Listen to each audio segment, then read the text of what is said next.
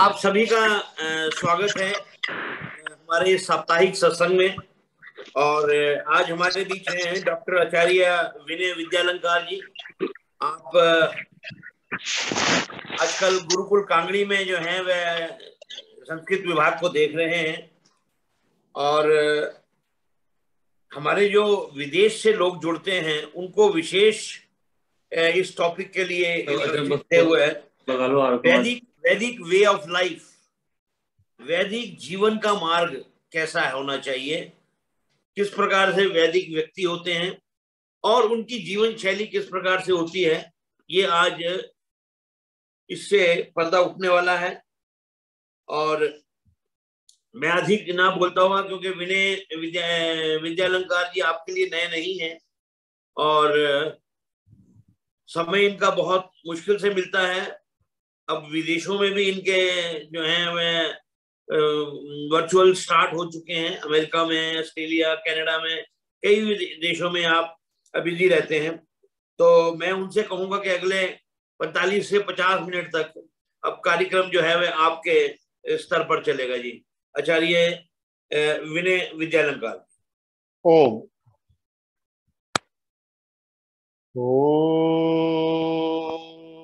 यो भूतं च भव्यं च सर्वं यश्चाधितिष्ठति स्वर्यस्य च केवलम् तस्मै ज्येष्ठाय ब्रह्मणे नमः। तस्मै ज्येष्ठाय ब्रह्मणे नमः।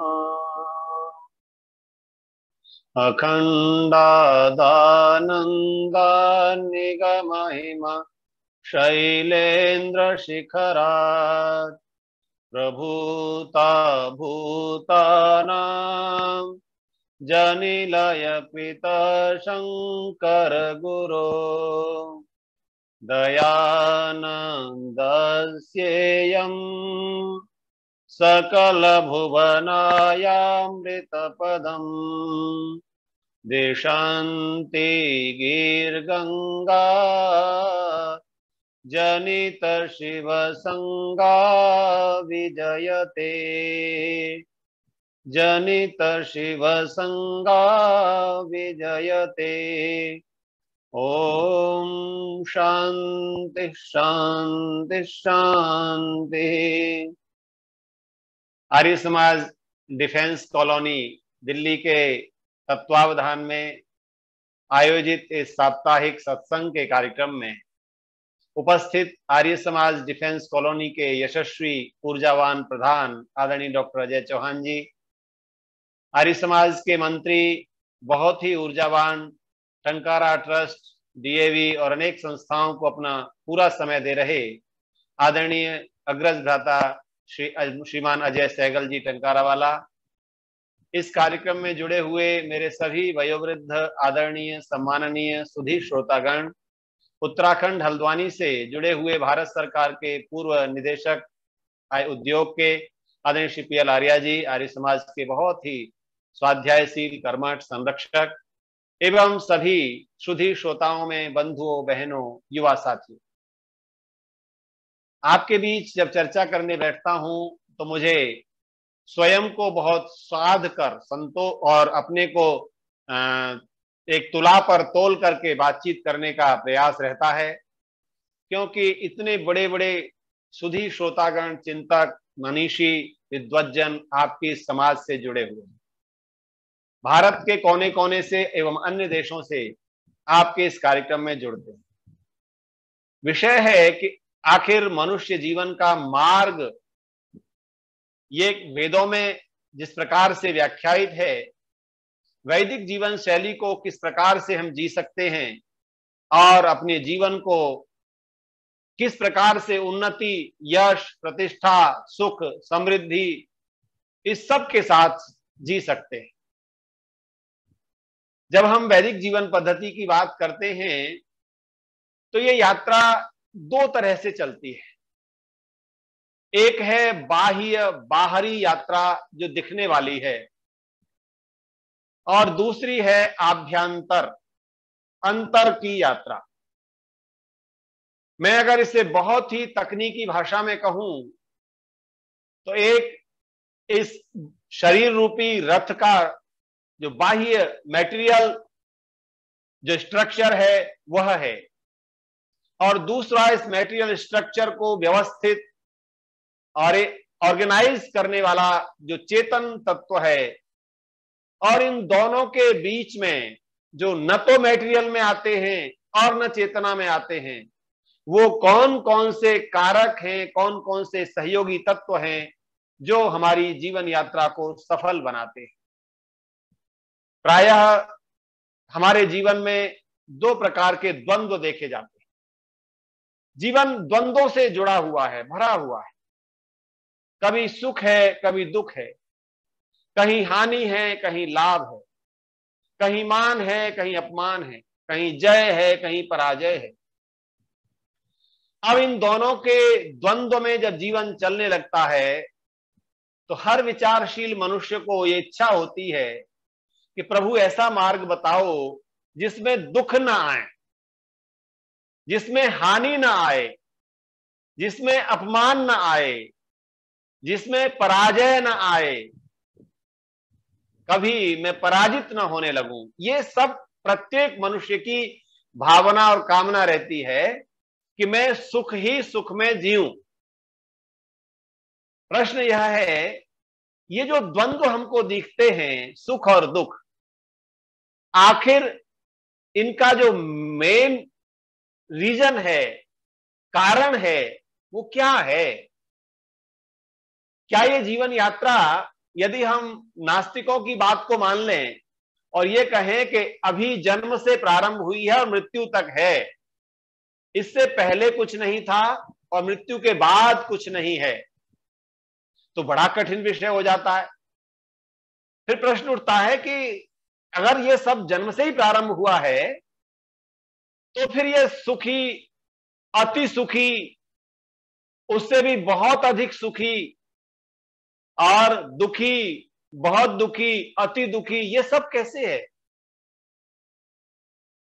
इन सब प्रश्नों पर आप विचार कीजिए कि हम तो केवल उन ऋषियों की बातों को पढ़ पढ़ करके, कुछ उन पर चिंतन करके, कुछ अनुभव करके आप तक पहुंचा रहे हैं। मेरे एक मित्र हैं, प्रोफेसर हैं, बहुत मतलब गुरुकुल के पढ़े हुए हैं, परंतु कहते हैं ईश्वर नाम की कोई सत्ता, कोई चेतना, कोई सुप्रीम पावर नहीं है। आप कहेंगे कि ये जो दो आस्तिक और नास्तिक शब्द हैं, इनका भी संबंध कुछ जीवन यात्रा से है, ये जीवन के मार्ग से है। तो मैं निवेदन करूंगा, इन दोनों का भी बहुत गहरा संबंध हमारी जीवन यात्रा से है। वे कहते हैं कि जैसे जैसा स्वयं मनुष्य विचार करता है, जीवन को बनाता है, वैसा वो बन जाता है। इसमें ईश्वर कहां से आ गया? आप में से भी एक विचार कीजिएगा कि हम लोग लंबे समय से स्वाध्याय कर रहे हैं, अध्ययन कर रहे हैं, चिंतन कर रहे हैं, प्रवचन सुन रहे हैं। क्या वास्तव में हम सबका विश्वास अटूट है कि ईश्वर नाम की कोई सुप्रीम सत्ता इस सबको ऑर्गेनाइज कर रही है, व्यवस्थित कर रही है, कंट्रोल कर रही है? आप अकेले में बैठ करके इस बात का विचार अवश्य कीजिएगा, क्योंकि ये जो बहुत महीन सी एक पर्दा है ईश्वर विश्वास बनने में और ईश्वर विश्वास टूटने में। अब इस बात पर मैं बादे में जाऊंगा, आस्तिकता पर प्रश्न ये करता हूं कि जीवन सब कुछ हमारे द्वारा जैसा किया जाए वैसा बन जाता है क्या? अभी हमारे प्रधान जी ने सूचना दी कि हमारे एमिटी इंटरनेशनल स्कूल में कई बच्चों ने 10th और 12th में 100%, 100%, 500 आउट ऑफ 500 अंक प्राप्त किए। उसमें से कुछ कम करने वाले, कुछ और नीचे जाने वाले, और निश्चित रूप से 1-2% अनुत्तीर्ण होने वाले भी बच्चे मिलेंगे। अब यहां पर प्रश्न उठता है कि ये जो उपलब्धियां हैं, ये उपलब्धियां भी तो हमारे जीवन का मार्ग बनाती हैं। क्या इन उपलब्धियों को सहज बनाया जा सकता है? क्या कम उपलब्धि होने पर भी सहज रहा जा सकता है? आज मैं उन परिवारों की ओर भी चिंतन करूंगा जिनके बच्चों के कम अंक आए होंगे और वो बहुत परेशान, डिप्रेशन में, कहीं ना कहीं बच्चे भी होंगे, माता पिता भी उनको संभाल रहे होंगे।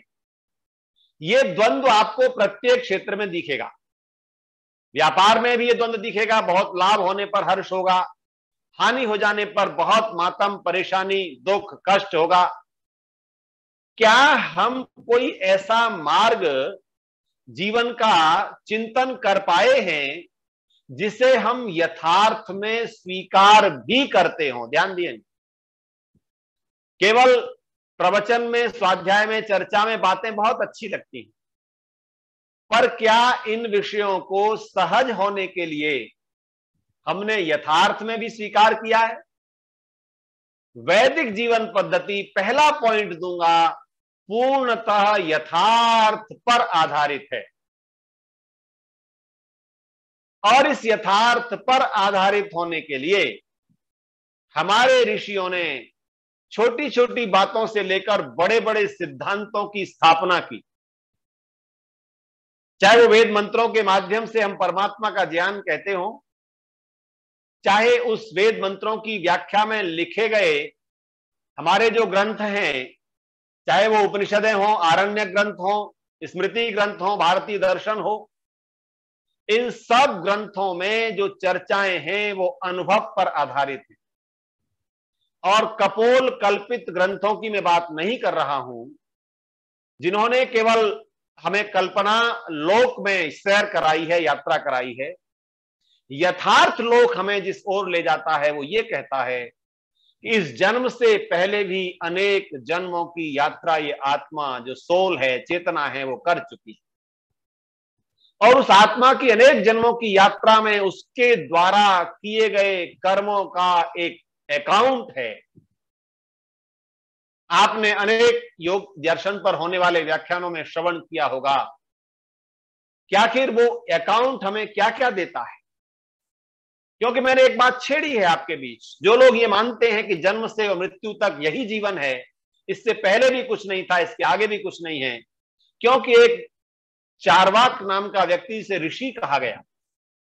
चार्वाक ऋषि ने संस्कृत में एक श्लोक लिखा, यावत जीवेत सुखम जीवेत, ऋणम कृत्वा घृतम पिबेत, भस्मी भूतस्य शरीरस्य पुनरागमनम कुतः। और ये भारत की भूमि है जिसने ईश्वर विश्वास पर अटूट आस्था रखने वाले दर्शन भी दिए, और इसी भारत भूमि ने नास्तिक दर्शन भी दिया। चार्वाक, बौद्ध, जैन। आपको सुखद आश्चर्य होगा कि बौद्ध और जैन जैसे मत, जो ईश्वर को तो नहीं मानते परंतु जीवन की यात्रा में बहुत सतर्क हैं, बहुत सचेत हैं, पंच महाव्रतों की बात करते हैं, अहिंसा, सत्य, अस्तेय, ब्रह्मचर्य, अपरिग्रह, यम को सिद्धांत मानते हैं, वो जीवन की यात्रा के प्रति सतर्क हैं, सचेत हैं, वो इग्नोर नहीं कर रहे जीवन को। चार्वाक एक अलग कहता है कि जब तक जियो सुख से जियो, ऋण कर लेकर के घी पियो। परंतु ये जो बौद्ध और जैन, जो ईश्वर को नहीं मानते लेकिन जीवन यात्रा को बहुत सतर्कता के साथ बनाने की बात करते हैं। तो मैं यथार्थ की बात कर रहा था। वैदिक जीवन, वे ऑफ लाइफ का पहला सिद्धांत है कि आप यथार्थ पर जिएं। और यथार्थ के लिए हमारे ऋषियों ने जो परिश्रम किया, जो बहुत ही सिद्धांतों का साक्षात अनुभव किया, रियलाइज करते हुए जो सिद्धांत उन्होंने हमको दिए, केवल उपदेश मात्र के लिए नहीं, जिसे उन्होंने जिया, जिसके साथ उनकी पूरी जीवनचर्या चली, उन सिद्धांतों को देकर के कुछ बातें उन्होंने कही हैं जो आज हमें विचार करनी है, आज हमें उनको अपनी चर्चा में लाना है। तो उन्होंने किन किन बातों पर अनुभव के आधार पर यह कहा कि मनुष्य, तू अन्य प्राणियों से अलग है, ये पशु पक्षियों की तरह जीवन मत जी, तेरा जीवन का उद्देश्य केवल भोजन प्राप्त करना, आवास प्राप्त करना, वस्त्र प्राप्त करना, कुछ संबंधों को निभाना मात्र नहीं है। तेरे जीवन का कुछ बड़ा उद्देश्य है, बड़ा पर्पज ऑफ लाइफ है, जिसको तू चिंतन कर। तो वैदिक जीवन शैली प्रारंभ इस जगत से ही करती है। यात्रा की प्रारंभ इस जगत से करता है, शरीर से करता है। आप शिक्षा से जुड़े हुए अनेक लोग बैठे हैं हमारे अपने कार्यक्रम में वर्चुअल माध्यम से। शिक्षा में एक सिद्धांत है, स्थूलता से सूक्ष्मता की ओर, अर्थात जो बाह्य जगत दिख रहा है इससे हम सूक्ष्मता की ओर चलें। जो विषय खेल खेल में हम बच्चों को सेब दिखा करके ए फॉर एप्पल पढ़ाते हैं, हम इसी प्रकार से बी फॉर बनाना पढ़ाते हैं, उनको वो स्थूल वस्तु दिखाते हैं और उस वस्तु को जो शब्द दिया गया है उसके साथ उस अर्थ को दिखाते हैं। ये शिक्षा निश्चित रूप से कहीं ना कहीं प्रेरित उसी हमारी जीवन शैली से है कि हमें जो कुछ स्थूल दिख रहा है इसका अर्थ, इसको कहने वाला शब्द, इन दोनों का एक बड़ा कोऑर्डिनेशन है। पहला शब्द है जीवन, जिस जीवन यात्रा को हम कहते हैं। हमारे शास्त्रकारों ने कहा प्राणमेव जीवनम अन्वय व्यतिरेकात्। प्राणम एव जीवनम। अब आप विचार कीजिए, वैदिक जो जीवन यात्रा है, वे ऑफ लाइफ है, वो कहता है तुम्हारा जीवन क्या है? तो जीवन केवल भोजन प्राप्त करना नहीं, केवल वस्त्र प्राप्त करना नहीं, केवल सुख सुविधाओं को लेना नहीं, अपितु आयुर्वेद का दर्शन कहता है प्राणम एव जीवनम। आप कहते हैं प्राणी हैं, ये सब प्राणी हैं, प्राण को धारण करने वाले हैं। प्राण शब्द कहते ही लगता है कि वायु, क्या जो बाहर वायु है ये यही प्राण है? हाँ, ये माध्यम तो है प्राण का, परंतु प्राणम एव जीवनम।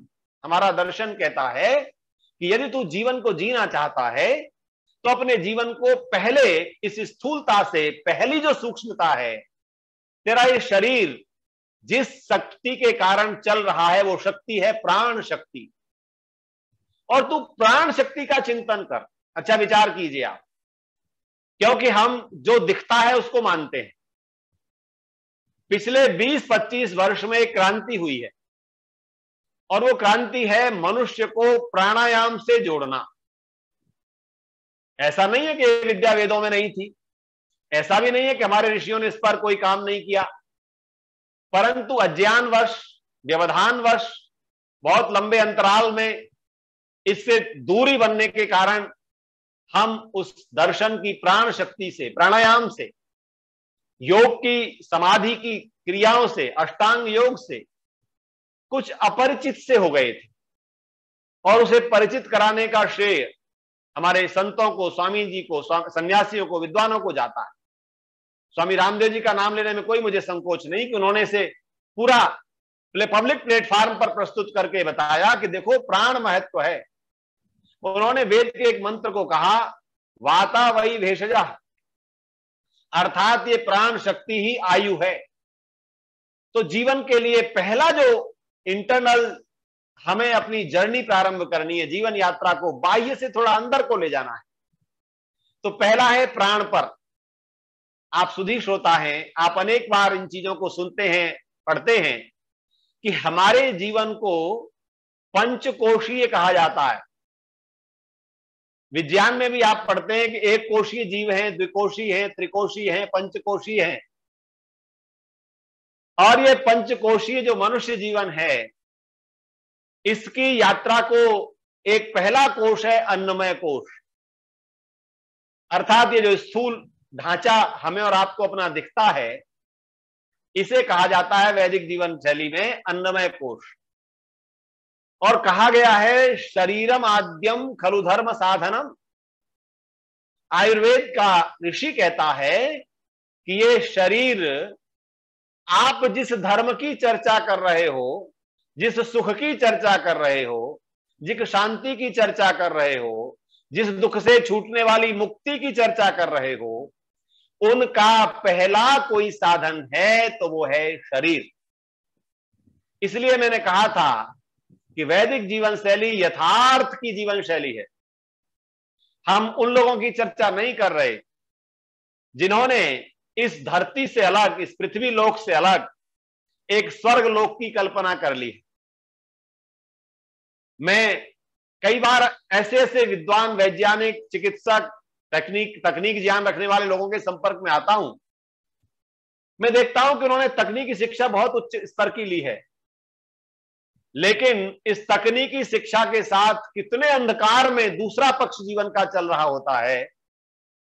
चिकित्सक है, पर वो कहता है कि देखो छींक आ गई, अब थोड़ा देर घर से नहीं निकलेंगे। मेरे ऋषि दयानंद जी ने इन सब विषयों पर बहुत खुला, स्पष्ट अपना मत प्रस्तुत किया। मेरे एक मित्र के घर बैठा हूं मैं, डॉक्टर साहब हैं, घर से चलना है कहीं, बेटी छींक गई, बोले थोड़ी देर रुक लेते हैं। मैंने कहा क्यों रुकने? बोले बच्चे ने छींका है। मैंने कहा फिर क्या होगा?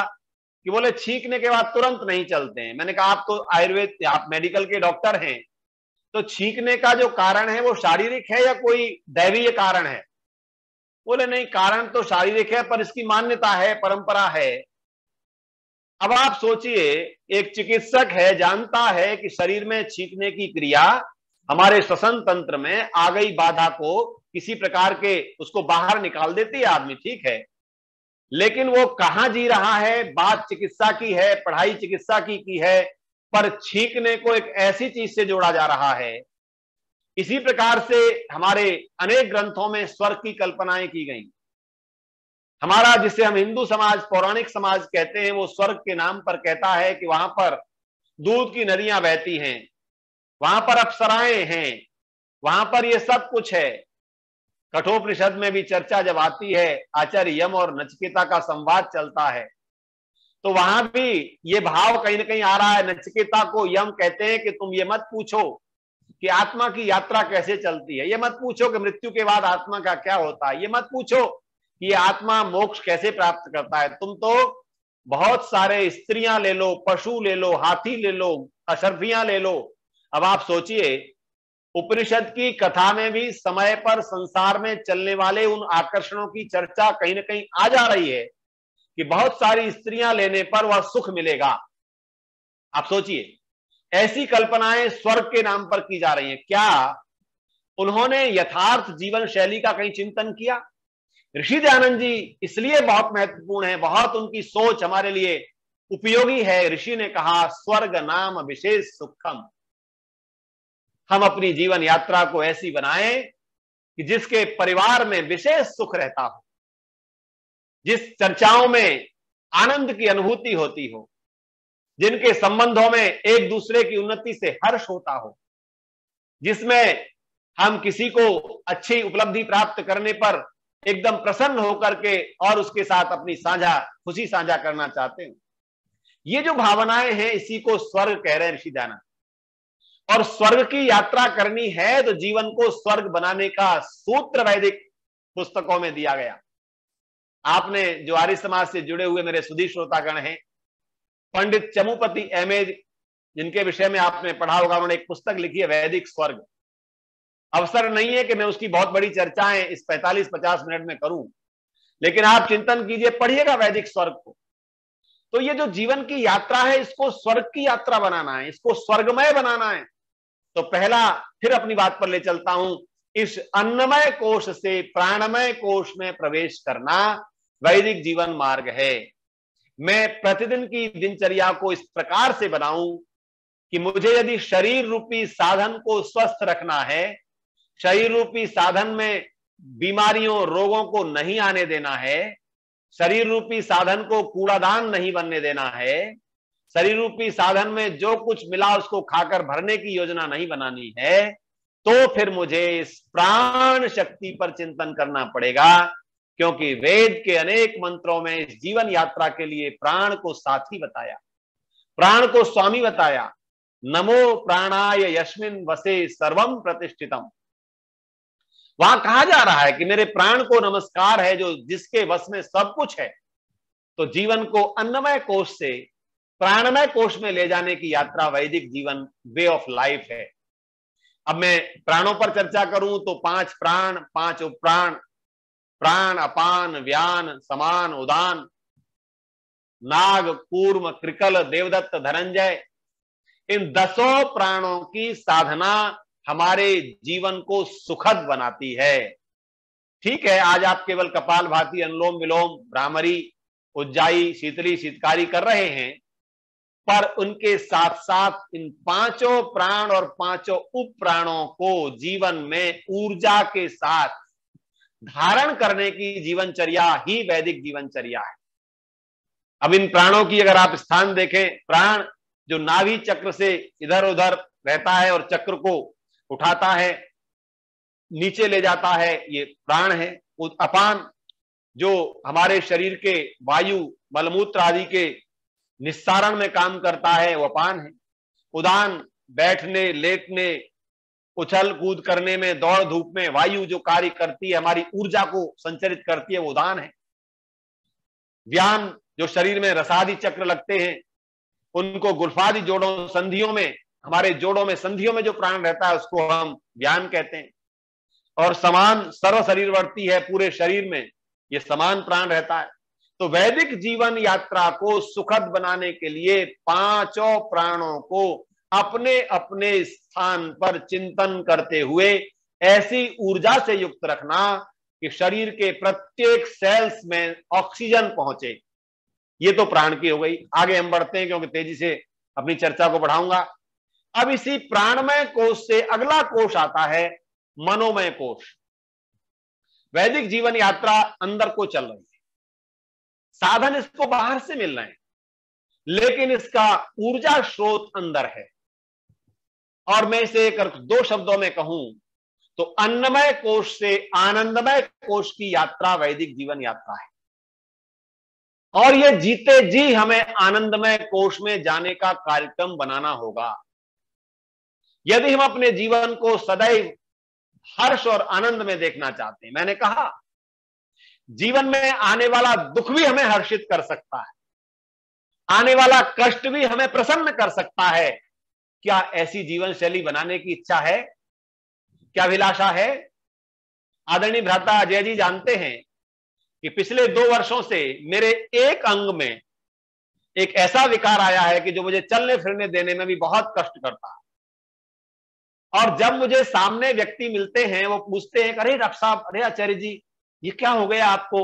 वो इतने कष्ट में अपने चेहरे को ले आते हैं, अपनी भावनाओं को ले आते हैं। मैं उनका उत्तर देते हुए कहता हूं, भाई साहब आप परेशान ना हो। मैं कहता हूं 95% मेरा शरीर बिल्कुल ठीक है, मेरा कोलेस्ट्रॉल नहीं बढ़ा है, मेरी डायबिटीज नहीं है, मुझे मेरा और कहीं चीजें अनियंत्रित नहीं, केवल एक घुटने का दर्द ही तो है। 5% कष्ट है। इस 5% कष्ट में 95% हर्षानुभूति को क्यों मैं दुख में बदल दूं? ये सोच जब हम प्राणमय से मनोमय कोश की ओर जाते हैं। आप सब जानते हैं स्टीफन हॉकिंस नाम के वैज्ञानिक को। शरीर कितनी जगह से रोगग्रस्त था, पोलियोग्रस्त था, परंतु इस मनोमय कोश के कारण सारे विश्व में प्रतिष्ठा प्राप्त की।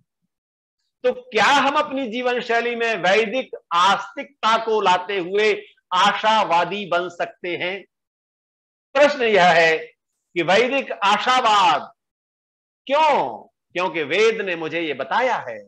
वेद मां की गोद में जब मैं बैठता हूं तो मां कहती है, तू मरने वाला नहीं है, तू जलने वाला नहीं है, तू गलने वाला नहीं है, तू सूखने वाला नहीं है, तेरा अस्तित्व तो अनादि से अनंत काल तक है। और जिस दिन ये मेरे चित्त में स्थायी रूप से बैठ जाता है मेरी मां का उपदेश, फिर मुझे अपनी इस यात्रा को, जीवन यात्रा को सुखद बनाने में कोई बाधा नहीं आती। कारण क्या है कि हम जीवन भर चर्चाएं कर रहे हैं, शास्त्र पढ़ रहे हैं, प्रवचन सुन रहे हैं, पर उसमें से एक भी सिद्धांत को जीवन में नहीं आने दे रहे। कुछ आता भी है, संध्या करने बैठते हैं और अनेक संध्या करने वाले भाई बहन तो मुझे ये पूछते हैं, आचार्य जी मन नहीं लगता। मैं उनसे एक बात कहता हूं, इस मन को ये जब तक स्वामी बनाए रखोगे, मालिक बनाए रखोगे, इसी के अनुसार अपनी जीवन यात्रा को चलाए रखोगे, तब तक ये मन आपका नहीं लगेगा। कैसे नियंत्रण में करें? ये मन हमारा सेवक है। प्रतिदिन प्रातःकाल उठ करके मेरे सुधी श्रोताओं, इस मन से कहा करिए कि तू मेरा सेवक है, मेरा नौकर है, और आज पूरे 24 घंटे की योजना तुझे बता रहा हूं, इससे अतिरिक्त 1 इंच मात्र भी, 1 सूत मात्र भी इधर उधर नहीं हटना। आप कल्पना दी, आप देखिए परिणाम। क्योंकि ये जो मन है, आपको वो याद होगा ऋषि याज्ञवल्क्य और जनक का संवाद। ऋषि याज्ञवल्क्य के पास जनक जाते हैं। देखो मित्रों, बंधुओं, माताओं, बहनों, ये परंपरा हमारी जो बहुत अच्छी हमारे अधिकारीगण चला रहे हैं और मुझे तो बहुत ही अनुकूल पड़ती है, क्योंकि यात्राओं के कष्ट से बचते हुए आप सबके बीच पहुंच जाता हूं। पहले ऋषिगण अपने आश्रमों में रहते हैं और जिज्ञासुगण, प्रजा के लोग, राजा मंत्री, सब ऋषियों के पास जाकर के अपनी शंकाओं का समाधान करते हैं। लेकिन तकनीक का यह लाभ है कि आज आपके सबके घर में, अपने को ऋषि भी नहीं कह रहा, विद्वान भी नहीं कह रहा, पर वेद की चर्चा करने वाले कुछ लोग आपके घर पहुंच रहे हैं। अब भी अगर कोई समस्या है तो अपनी शंकाओं को समाधान कीजिए। तो जनक ने ऋषि याज्ञवल्क्य से पूछा, केन जितम जगत, इस संसार को किसने जीत लिया है? ऋषि याज्ञवल्क्य ने कहा, मनो ये न जितम, जिस मनुष्य ने अपने मन को जीत लिया है, अपने मन को अपने अधिकार में, अपने नियंत्रण में कर ली। इस चंचल मन पर कितना साहित्य लिखा गया, मन पर कितनी कविताएं कवियों ने लिखी, इस मन को कितने दोषारोपित किया, पर वाहरे ऋषि दयानंद, वाहरे मेरे ऋषिवर, वेद की ऋचाओं को लाकर आपने हमारे सामने प्रस्तुत करके कह दिया, ये मन शत्रु नहीं है, ये मन चंचल भी नहीं है, ये मन हमारे लिए प्रकाशों का प्रकाश।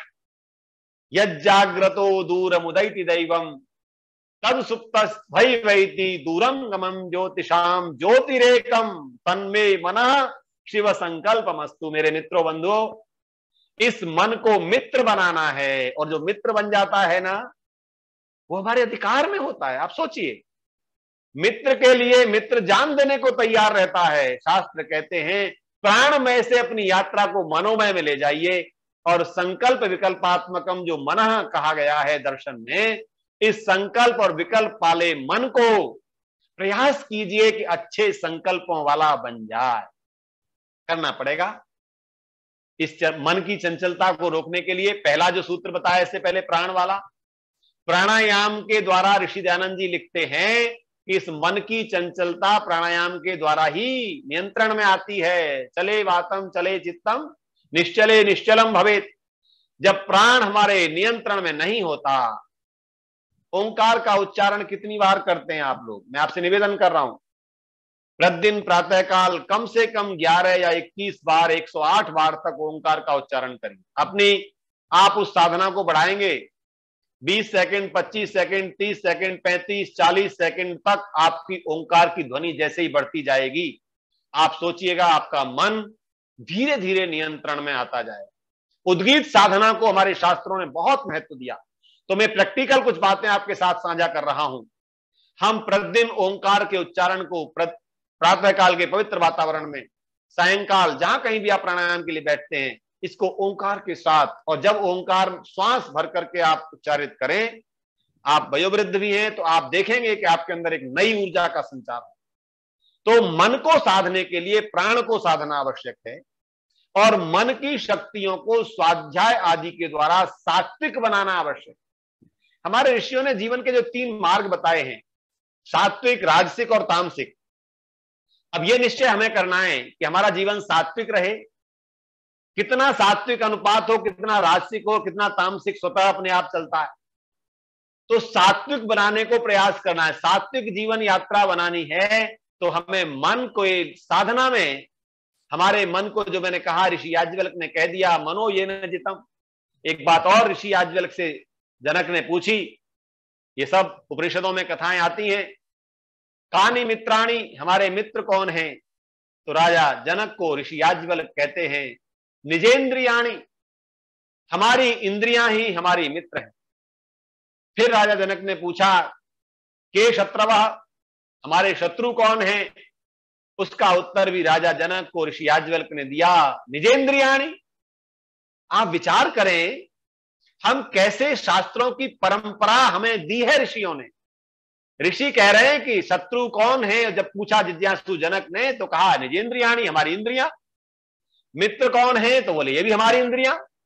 और कितना सुंदर समाधान दिया, यानी जितानी तानी मित्राणी, जिसने इनको जीत लिया है वो मित्र हो जाती हैं। और यही ही जितम, जिनके द्वारा इंद्रियों के द्वारा जीत लिया जाता है तू, तो ये शत्रु बन जाती हैं। ये यात्रा है वैदिक जीवन यात्रा। मैं अंदर की शक्तियों को मित्र बनाने में कितनी ऊर्जा लगा रहा हूं, कितना समय लगा रहा हूं, कितनी शक्ति लगा रहा हूं। आप विचार कीजिए, मैं छोटे छोटे उदाहरणों से कई बार चर्चा करता हूं। हम संस्थाओं में जुड़े हुए हैं, एक पल में लगता है कि संस्था को बहुत अच्छे कार्य में हम ले आएंगे, बहुत जगत प्रसिद्ध बना देंगे, बहुत इसमें विद्यार्थी पढ़ते पढ़ते स्नातक प्रचारक बन रहे होंगे। अचानक कोई बाधा आ जाती है, और बाधा ऐसी आ जाती है कि हम जैसी भावनाएं, कल्पनाएं, कामनाएं कर रहे थे, हमको संस्था से अलग होना पड़ जाता है। स्वामी श्रद्धानंद जी महाराज को याद करता हूं, जिन्होंने अपने पूरे घर को, कोठी को, प्रेस को, सबको बेचकर गुरुकुल कांगड़ी विश्वविद्यालय को स्थापित किया और आगे पल्लवित पोषित किया। मात्र 17-18 वर्ष में यह स्थिति आ गई कि उनको गुरुकुल छोड़ के जाना पड़ा। लेकिन स्वामी श्रद्धानंद क्या निराश होकर बैठे? मैं निवेदन कर रहा हूं, वैदिक जीवन यात्रा चरई वैती की यात्रा है। किसी भी एक कार्य पर आप फोकस करें, बढ़ें आगे, ठीक है, लेकिन यदि कोई बाधा आ जाए तो हमारे शास्त्र कहते हैं निराशा नहीं आनी। एक वाक्य और आपके बीच बोलता हूं, वैदिक जीवन यात्रा कहती है जीवन नरो भद्र शतानि पश्यति, जीता हुआ मनुष्य सैकड़ों कल्याणों को देखता है। जब ये हमारे चिंतन में आ जाए कि मुझे जीवन को जीवन बना करके, आज हम मरने के बाद की कल्पनाओं में जी रहे हैं, क्या होगा मरने के बाद? अरे पहले जीवन के जीवन बनाने का ये यथार्थ दृष्टिकोण वेद ने दिया है कि तू प्रतिपल जीने की कला सीख, और जब जीने की कला हो जाएगी तो मरने की व्यवस्था परमात्मा की व्यवस्था में बंधी हुई है। मृत्यु के बाद तुझे, क्योंकि महर्षि पतंजलि ने कहा था सती मूले तद विपाको जात्यायुर्भोग, हे मनुष्य, उस कर्म की मूल में जो तू कर्म करता है वो जब पक जाते हैं, परिपक्व हो जाते हैं, तो उनके पकने पर जाति, आयु और भोग तुझे मिलेगा, निश्चित है। पर तू चिंता इस बात की कर मेरी जीवन यात्रा कैसी चल रही। यथार्थ को मत छोड़ और जीवन में से आशा को मत छोड़। जिजी विषेद क्षतम समाह, आपने अनेक बार इस मंत्र को सुना है, पढ़ा है। प्रत्येक मनुष्य को 100 वर्ष तक जीने की इच्छा रखनी चाहिए, और इसको और आगे बढ़िए। प्रत्येक मनुष्य की इच्छा होनी चाहिए कि मुझे 100 वर्ष और उससे भी भूयः सर्वदय शतात् आगे जीना है। ये जो जीवन की यात्रा है कितनी बड़ी आशाओं से भरी हुई है। आपने कभी कल्पना की, हमारे ऋषियों ने जीवन शैली में जो 4 आश्रमों को बांट करके दिया, जीवन यात्रा के सोपान बना करके दिए। 25 वर्ष केवल collection of knowledge, collection of power, collection of energy, इनका संग्रह करना, पूरी समय शक्ति उसी में लगानी है, बाहर के दिखावे में किसी में नहीं जाना। ब्रह्मचारी हमारा विद्यार्थी कैसा सरल और सहज रहे कि वो कलेक्शन बढ़िया होता जाए। 25 वर्ष की अवस्था में खूब इसको व्यय करने के लिए गृहस्थ दिया। इस जीवन यात्रा को देखिए, कभी विचार कीजिए, रियलाइज कीजिए कितना बड़ा चिंतन ऋषियों का रहा होगा। और जो कुछ तूने अर्जित किया है इस पर केवल तेरा अधिकार नहीं, ये बात ऋषि कह रहे हैं। 50 वर्ष अर्थात तीसरे पड़ाव में जाते तक इनसे डिटैचमेंट कर, अपने को अलग करने की कोशिश कर, इनको दायित्व तो सौंप दे। बड़ी सुंदर बात हमारे कई उपदेशक कहते हैं कि जब तू अपने इस अमृतमय जीवन की यात्रा की कल्पना करता है, विचार करता है, उपनिषद में एक बार कहा गया है, तू अमर होना चाहता है ना, जीवन यात्रा में अमर बनना चाहता है, तो अपने को पैदा कर ले, स्वयं को उत्पन्न कर। मैं बहुत बड़ी बात कह रहा हूं उपनिषद, स्वयं को उत्पन्न कर। मैं जो उत्पन्न हो गया हूं मैं अपने को उत्पन्न करूं। गृहस्थी जब बनते हैं तो आपने एक शब्द पढ़ा होगा ना, कहीं कहीं पर जैसे लिखते हैं विनय कुमार पुत्र श्री महाशय लोटन सिंह जी, कहीं पर लिखा जाता है आत्मज श्री। आत्मज शब्द जो आज प्राय प्रचलन में नहीं है, अर्थात एक आत्मा दूसरी आत्मा को जन्म देने का कार्य करे। हालांकि यह सिद्धांत नहीं है कि आत्मा को आत्मा जन्म देती है, परंतु अपने को उत्पन्न करने का जीवन की यात्रा का तो उद्देश्य तो बना। यदि तेरी संतान तेरे जैसे इन आदर्शों पर, व्यवहार पर, विचार पर चले तो बहुत अच्छा, और न चले तो फिर तू अपने को उत्पन्न नहीं कर सकता? कर सकता है। अपने जैसे उत्तम विचारों से प्रेरित कर संसार में कितने लोग ऐसे हैं जो इसी प्रतीक्षा में है कोई हमको मार्ग दिखाए। तू अपने जैसे विचार मानस पुत्र पैदा कर। एक औरस है जो मेरे वीर से शक्ति से पैदा होता है और एक मानस है, तू उसे पैदा कर। हमारे ऋषियों ने क्या किया? हमारे ऋषियों ने अपनी यात्रा को आज अमर अविस्मरणीय बना दिया। हम ऋषि कणाद को याद कर रहे हैं, ऋषि गौतम को याद कर रहे हैं, महर्षि पतंजलि को याद कर रहे हैं, महर्षि दयानंद सरस्वती जी को याद कर रहे हैं। इन्होंने जीवन यात्रा को अमर बना दिया। कैसे बनाया? जीवन में एक बात बहुत महत्वपूर्ण ध्यान रखनी है मित्रों हमें, जो मैंने कहा कि इस आश्रम व्यवस्था को यदि आप शब्दतः पूर्णतः फॉलो नहीं भी कर पा रहे, कि आप घर छोड़ के नहीं जाते, कोई बात नहीं, पर घर में रहते हुए इन सिद्धांतों पर स्वयं को टिकाते हुए आप डिटैचमेंट में, कई परिवारों में, मैं नाम लूंगा तो आपको लगेगा मैं मुख्य प्रशंसा कर रहा हूं। जब मैं आदरणीय अशोक के चौहान साहब को, डॉक्टर साहब को देखता हूं, उन्होंने सारे भाइयों को, अपने पुत्रों को, भतीजों को सौंप करके कितनी ब्रह्मा की तरह आनंद में रहते। आप ये जो आनंद है इसको प्राप्त करने का प्रयास कीजिए, जीते जी प्रयास कीजिए, क्योंकि हमसे छूटना तो है। इच्छा पूर्वक छोड़ना जीवन यात्रा को सुखद बनाना है। ऋषियों ने कहा कि तुम इच्छा पूर्वक छोड़ो, जान करके। अब मुझे ये दायित्व तो नहीं रखना है, मैं केवल सुपरविजन करूंगा, देखूंगा, उसमें भी बहुत परेशान होने की जरूरत नहीं। उन्नति हो तो बहुत हर्ष होता है, अवनति हो तो बड़ा कष्ट होता है। मैं कहता हूं जीवन यात्रा को सुगम बनाना है तो आप उन्नति में भी हर्ष की एक सीमा रखिए और अवनति में भी कष्ट को मत आने दीजिए। क्यों? क्योंकि सब कुछ मेरे हाथ में नहीं है, मेरा पुरुषार्थ मेरे हाथ में है। इसलिए वैदिक वे ऑफ लाइफ कहता है पुरुषार्थ तेरा अधिकार है, परिश्रम तेरा अधिकार है, कर्म तेरा अधिकार है, फल ईश्वर की व्यवस्था से तुझे प्राप्त होगा। इन सिद्धांतों को जब जीवन में लाते हैं तो आप इस संसार में रहते हुए भी आनंद की अनुभूति करते हैं। मुझे कई बार लोग कहते हैं कि ऋषि दयानंद जी ने क्या ऐसा लिखा कि जो शारीरिक सुख है उन्हें सुख कहा जाता है और आत्मिक सुख को आनंद कहा जाता है। मैंने कहा मेरा ऋषि बहुत व्यावहारिक है, बहुत स्पष्ट है। ऋषि ने जीवन के सुखों को भी आनंद कहा है। सत्यार्थ प्रकाश उठाइए, चौथे समुल्लास में ऋषि कहते हैं गृहस्थ में आनंद के साथ रहें, आनंद युक्त होकर के रहें। तो ये आनंद गृहस्थ में भी आएगा। आप ये मत सोचिए कि वो समाधि में ही आएगा। ऋषि ने कितना बड़ा मार्ग खोला है, गृहस्थ में भी आनंद हो, व्यापार में भी आनंद हो, संचालन कर रहे हैं किसी कार्य का उसमें भी आनंद हो। और वो कब होगा? जब यात्रा अन्नमय में न टिकी रहे। देखो मित्रों, हमारी यात्रा अन्नमय कोष पर टिकी रहती है, प्राणमय पर नहीं जाती, मनोमय पर नहीं जाती। और चौथा है विज्ञानमय, विशेष ज्ञान। यस्तु विज्ञानवान भवति, उपनिषद कहता है जो विशेष ज्ञान होता है उसे विज्ञान कहते हैं। आज हमने विज्ञान और धर्म दोनों को शत्रु मान लिया। कुछ लोग कहते हैं रिलीजन रिप्लेस्ड बाय साइंस।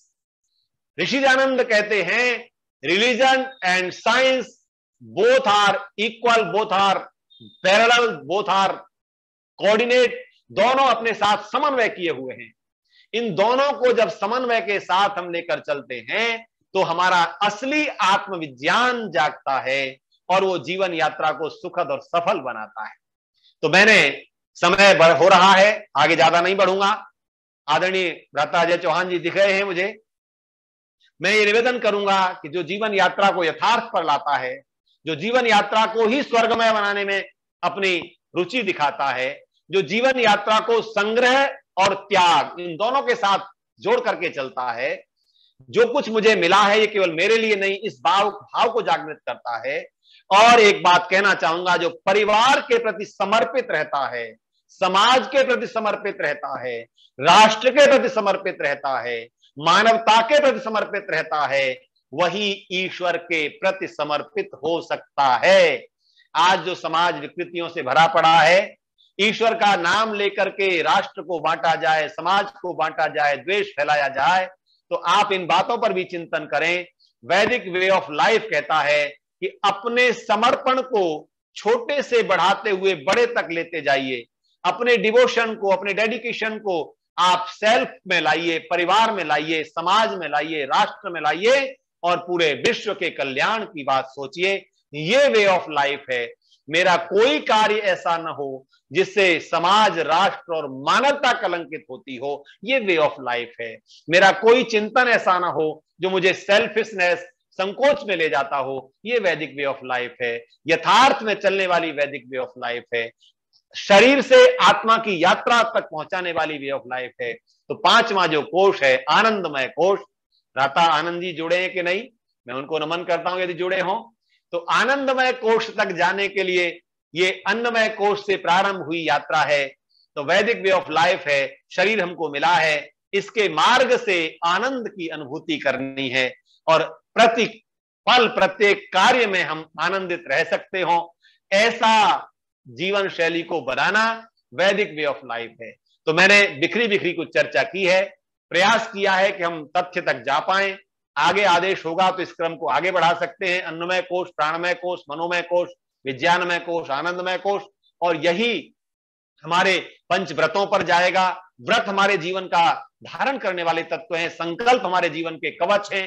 तो जब जीवन में कवच बनते हैं तो जीवन सुरक्षित रहता है। तो कवच निर्माण भी वेदों में है। मृत्यु से के वश में न आना भी वेदों में है। मां मृत्यु रुद्का वशम, हे मनुष्य तू मृत्यु के वश में नहीं जाएगा। ये वैदिक वे ऑफ लाइफ है कि आप आनंद और मृत्यु दोनों के बीच की कड़ी को समझें। मृत्यु हमारी मानसिक चिंतन की अवस्था में भी कई बार हमें अनुभव होती है, हम उससे बचें और आनंदानुभूति करें। यही जीवन का मार्ग है। बहुत बहुत धन्यवाद। ओम शम। आचार्य जी का बहुत धन्यवाद। बहुत ही सरल और सुंदर तरीके से आपने बात को समझाया। अजय भाई अगर एक सेकंड मुझे आप दें जी। आचार्य जी पूछ रहे थे तो आनंद भाई फैक्ट्री से जल्दी आ गए थे, पूरी आपकी स्पीच सुनी है उन्होंने। अरे वाह, नमस्ते करता हूं, मैं नमन करता हूं। इसके अलावा मेरी बहनें जो घाना में है और जो सैन फ्रांसिस्को में है, उन लोगों ने भी पूरी स्पीच आपकी सुनी है, वो भी ऑनलाइन है इस वक्त। और जितेंद्र अभी, और मेरी बहन नोएडा में जो है प्रतिभा सचिन, वो भी बैठी हैं। और मैं बहुत दिनों बाद जितेंद्र अभी जी को भी देख रहा हूँ, वो भी आज मैं पूरे परिवार को नमन करता हूँ। अमेरिका से काफी और लोग ज्वाइन किया है। तो अजय भाई बताइए बाकी। जी, आचार्य जी ने बहुत बढ़िया बताया कि घर में हर खुशी ही स्वर्ग है, उसी में स्वर्ग है, और जाने से पहले और जो कष्ट आया है वही नरक है। बहुत सिंपल तरीके से इस चीज को बताया है। ऊपर कुछ नहीं है, ऊपर सिर्फ हवा ही है। आप हवाई जहाज में भी जाते हो तो देखते हो ऊपर कुछ भी नहीं है, स्वर्ग ऊपर है। तो ये कई चीजें बहुत शानदार उन्होंने बताई है। और छींक वाली बात तो जो है वह तो बिल्कुल स्पष्ट वैदिक वे को बता दिया है कि हम कोई उल्टी सीधी मुंदरियां डाल लो जी, ये लाल पीली नीली डाल दो, ये होगा वो होगा, ये वैदिक हम बिल्कुल नहीं मानते और इससे हमें कोई होता भी नहीं। अब हमने मुंदरियां नहीं डाली हुई, इसका मतलब ये नहीं है कि हम सुखी नहीं है या हमारे घर में स्वर्ग नहीं है। 60 साल बाद मेरे घर में कन्या ने जन्म लिया, हम उसमें ही खुश थे। लोग कहते हैं जी लड़की के लिए इतने खुश हो रहे हो, और मैंने कहा यार शुक्र करो 60 साल बाद हमारे यहाँ कन्या ने जन्म लिया है, हमने खुशियां मनाई। तो यही खुशी है, यही स्वर्ग है। एनी हाउ, हम कोई ज्यादा विद्वान नहीं है, छोटे से कार्यकर्ता हैं। और यहाँ एक बात मैं ये कहता हूँ कि भी अपने होते होते अपने बच्चों को बना जाओ, आपके बाद भी आप जिंदा रहेंगे। ये चीज जो है बहुत कम परिवारों में हो रही है, लेकिन हम चाहते हैं कि आप अपने बाद भी अपने आप को जिंदा रखना चाहते हैं तो अपने बच्चों को इस प्रकार से ट्रेन करिए। तो इससे पूर्व के हमारे जो सदस्य हैं जिनका जन्म दिवस आज है, मैं कुछ ऐसे व्यक्ति जो बहुत दिनों बाद, और कुछ नए व्यक्ति, प्रेम चौधरी जी, और उसके बाद रमेश जी बावा जी, उषा तनेजा जी, घनश्याम दास मित्तल जी, संजय अग्रवाल जी, पीएल आलिया जी, ये भी पहली दफा हमारे साथ जुड़े हैं। उसके बाद है रूपा लाल जी, अंजू कान जी, राजीव चौधरी जी बहुत अरसे बाद हमें ज्वाइन किया है। उसके बाद रीना वर्मा जी, धर्मवीर सिंह जी, ये कुछ एक ऐसे लोग हैं जिन्होंने हमें ज्वाइन किया है। और आज जो है श्री अभय चौहान जी, जो कि सपुत्र हैं डॉक्टर अशोक अमिता चौहान जी के, उनका आज जन्म दिवस है। और उनकी धर्मपत्नी जो मेहताब है वे उनके साथ हैं या नहीं है, देखिए जरा उनको लीजिए स्क्रीन पे। अबे अभय जी ऑनलाइन है? हाँ हाँ हैं, आ गए जी, आ गए, बिल्कुल आ गए। नमस्ते जी अभय जी, बहुत बहुत बधाई हो आपको। मैडम है ये साथ में, अभय जी मैडम है अवेलेबल। सहगल जी वो एक्चुअली अभी घर पे भी हवन चल रहा था तो वहां पे हूँ। अच्छा अच्छा, इसलिए कोई बात नहीं, ठीक है। तो ये बहुत अच्छी बात है कि आप यहाँ हमारे साथ उपलब्ध हैं। मैं अपने रामचंद्राचार्य जी से कहूंगा कि जन्म दिवस के मंत्र पढ़ें, आशीर्वाद के मंत्र पढ़ें और उनकी मीनिंग बताएं इस वक्त, फिर आगे का कार्यक्रम चलाते हैं। आज हम बड़े प्यार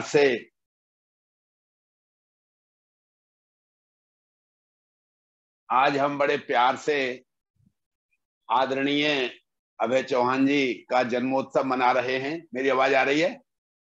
जी आ रही है, बिल्कुल जी आ रही है। तो परमात्मा से प्रार्थना करते हैं कि ईश्वर आपको शतायुष करें और जीवन के अंदर सदा ही आप स्वस्थ निरोग रहें। उस परमात्मा का धन्यवाद करते हुए प्रत्येक दिवस आपके जीवन में हर प्रकार से उत्साह उमंग भरने वाला हो, ईश्वर से हम विनय करते हैं और आपके लिए इन वेद मंत्रों के द्वारा आशीर्वाद और मंगल कामना करते हैं। ओम उत्तिष्ठ ब्रह्मणस्पते देवान यज्ञेन बोधय आयु प्राणं प्रजां पशुं कीर्तिं यजमानं च वर्धय। ओम इंद्र श्रेष्ठानि द्रविणानि देहि चित्तिं दक्षस्य सुभगत्वमस्मे कोशं रयीणामरिष्टिं तनूनां स्वादमानं वाचा सुदिनत्वमन्नाम्। ओम मेधां मे वरुणो ददातु मेधां अग्नि प्रजापति मेधां इंद्रस्य वायुश्च मेधां धाता ददातु मे। ओम पावका नः सरस्वती वाजेभिर्वाजिनीवती यज्ञं वष्टु धिया वसो। ओम तच्चक्षुर्देवहितं पुरस्तात् शुक्रं चरत पश्येम शरदा शतं जीवेम शरदा शतं शृणुयाम शरदा शतं प्रप्रवाम शरदा शतमदीनास्याम शरदा शतं भूयस्य शरदा शता। परमपिता परमेश्वर से इन वेद की ऋचाओं के माध्यम से हम सब मिलकर के आपके लिए ये शुभकामनाएं दे रहे हैं, आशीर्वाद दे रहे हैं कि ईश्वर की अपार कृपा से संसार के श्रेष्ठ धनों के आप स्वामी बने। पहला धन निरोगी काया, हेल्थ इज वेल्थ। जीवन में सदा आप हेल्दी रहें, हर दिन नवीन जीवन को प्राप्त होते रहे और वो जीवन जो है, जो एनर्जी जो है, शक्ति जो है, वो बुद्धि के अनुसार उसको मैनेज करते हुए अपने टाइम को, अपनी एनर्जी को, अपनी वेल्थ को, अपनी हेल्थ को अपने लिए, फैमिली के लिए, सोसाइटी के लिए, कंट्री के लिए और होल वर्ल्ड के लिए आप कल्याणकारी बना सके। ईश्वर आपको शक्ति दे और जीवन में तच्चक्षुर्देव हितम, उस परमात्मा की पावन पवित्र वेद वाणी जिसको आप सुनते ही रहते हैं। आप बड़े भाग्यशाली हैं। आदरणीय डॉक्टर अशोक के चौहान साहब, डॉक्टर अमिता चौहान जी, आपके माताजी पिताजी जो वैदिक विचारधाराओं को आगे बढ़ा रहे हैं, अपने जीवन में धारण कर रहे हैं और आपको भी देते रहते हैं। इस मायने में आप बहुत ही भाग्यशाली हैं। आपको वेदों के द्वारा ऋचाएं, वेद मंत्रों के द्वारा आशीर्वाद दिया गया है। अदीना श्याम, लॉन्ग लाइफ तक इंडिपेंडेंट रहते हुए, जीवन को सुख में, आनंद में बनाते हुए, उस भगवान का थैंक्स करते हुए, पेरेंट्स का थैंक्स करते हुए, अपने टीचर्स का थैंक करते हुए जीवन में आनंद और सुख को प्राप्त होवे। हमारी आपके लिए बहुत बहुत शुभकामना विशेष। ओम शम। ठीक है आचार्य जी, आपका बहुत बहुत धन्यवाद और अभय जी समय से जुड़ गए उसके लिए अभय जी का भी बहुत बहुत धन्यवाद। अच्छा, अभय जी कुछ कहना चाहेंगे? हाँ आचार्य जी, आशीर्वाद के लिए बहुत बहुत धन्यवाद। अभय जी, मेरी ओर से भी आपको बहुत बहुत जन्मदिवस की मंगलमय कामना और परिवार की संस्कार, परिवार की परंपराओं के अनुरूप आप उन्नति करें। मैं भी आपको बहुत बहुत शुभकामनाएं, मंगल कामनाएं करता हूँ। आचार्य जी बोलिए। जी बहुत बहुत धन्यवाद जी। प्रधान जी मैं शांति पाठ कराऊं जी? बिल्कुल बिल्कुल जी। रामचंद्र जी शांति पाठ जी। ओम देव शांति अंतरिक्षम शांति पृथ्वी शांतिरापाः शांतिरोषधयाः शांति वनस्पतयः शांतिर्विश्वे देवाः शांति ब्रह्म शांति सर्वं शांति शांतिरेव शांति सामा शांतिरेधि। ओम शांति शांति शांति। सबको सादर नमस्ते जी। डॉक्टर साहब नमस्ते जी। नमस्ते जी पंडित जी, रामचंद्र जी नमस्ते जी। सभी को बता दूं जी कि अगले सप्ताह 29 तारीख को भक्ति संगीत का कार्यक्रम रहेगा जी। धन्यवाद।